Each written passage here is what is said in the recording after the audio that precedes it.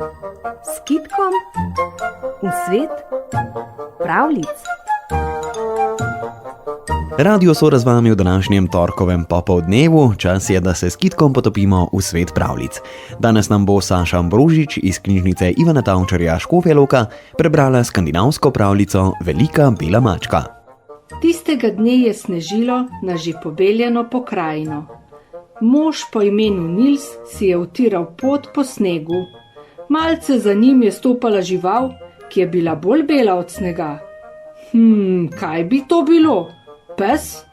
Ne, to je bil medved, velikanski beli severni medved. Nilsa ni bilo strah, čeprav je vedel, da mu sledi medved.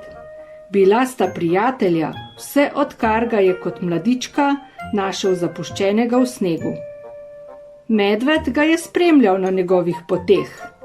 Včasih je bilo v medvedovi družbi težko dobiti prenočišče, toda ko so ljudje videli, kako prijazen je medved, so ju večinoma gostoljubno sprejeli.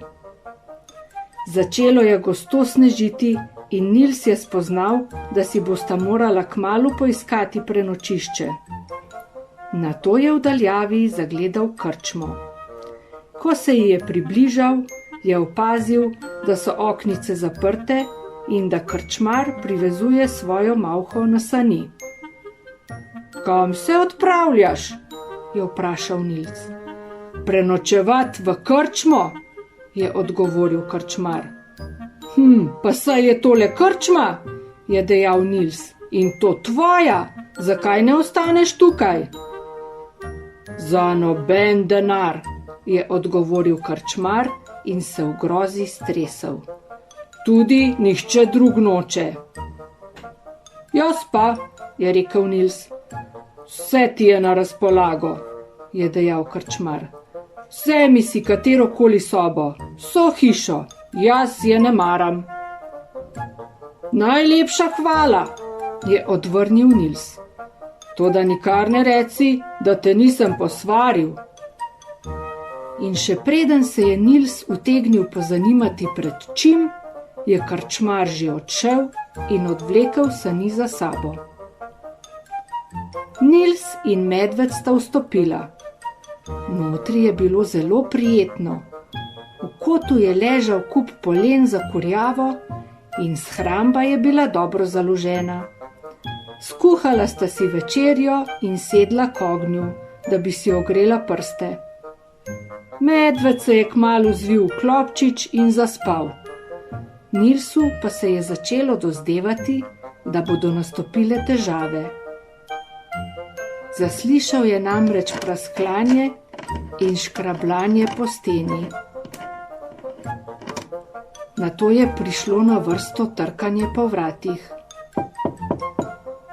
Čez čas ubogi Nils ni več vedel, kolikokrat je že odprl vrata, pa zunaj ni bilo nikogar.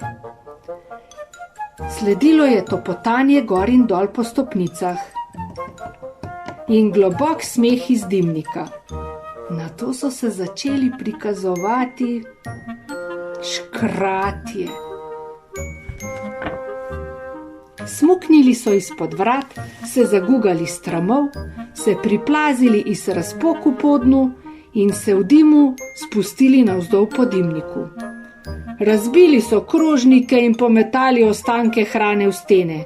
Nilsa so cukali za lase, ga ščipali v nos in povsod, kjer ga je najbolj bolelo. Zavezali so mu vezalke, da je padel, kot je bil dolg in širok. Medved se je zganil v spanju in začel smrčati.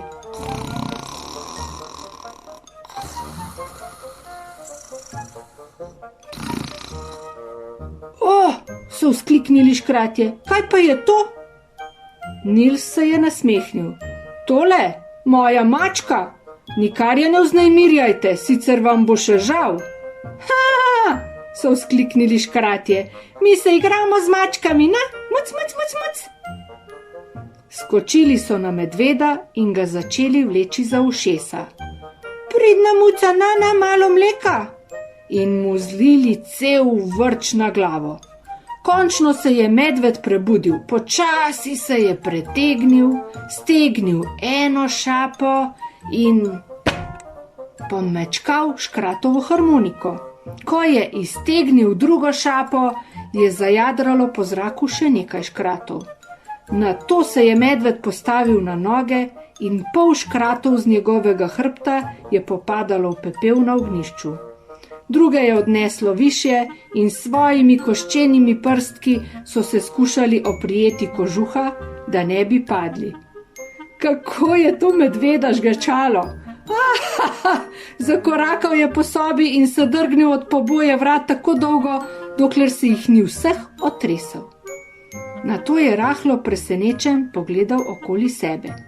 Po tleh so bili raztreseni škratje in si ogledovali rane in modrice ter si masirali boleče glave. Medved je bil prijazne sorte, vedno pripravljen, da sklene nova prijateljstva, zato se je nasmehnil in pokazal svoje ostre bele zobe.